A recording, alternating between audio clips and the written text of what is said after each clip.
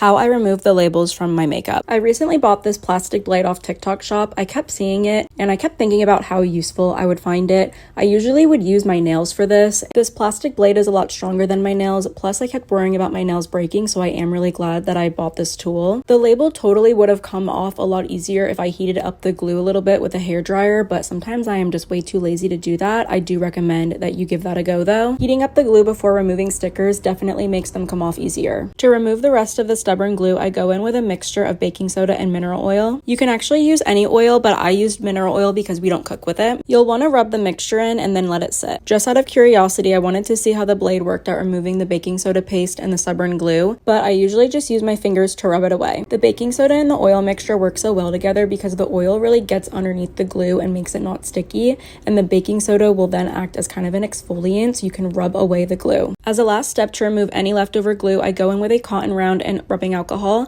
and everything should just slide away at this point. I can sometimes get the printed words off packaging using that same baking soda mixture. Again, I just wanted to see what the blade would do at this point. I did leave the mixture on for probably about 10 minutes. Clearly the blade isn't really doing anything, but I did see the potential in fully removing the letters, so I went in with more rubbing alcohol. Baking soda, oil, and rubbing alcohol are 3 things you really should have on hand if you want to be removing labels. For some reason, the 3 of these work really well at removing glue, and they sometimes work well for removing words too. All packaging is pretty different. That's why I like to have a few different methods at removing labels. I really should be using the hairdryer more often, but the baking soda mixture and the rubbing alcohol work really well for me. And as you can tell, the letters are completely coming off. A good way to tell that this is going to work is if the letters on the packaging are already fading. And that's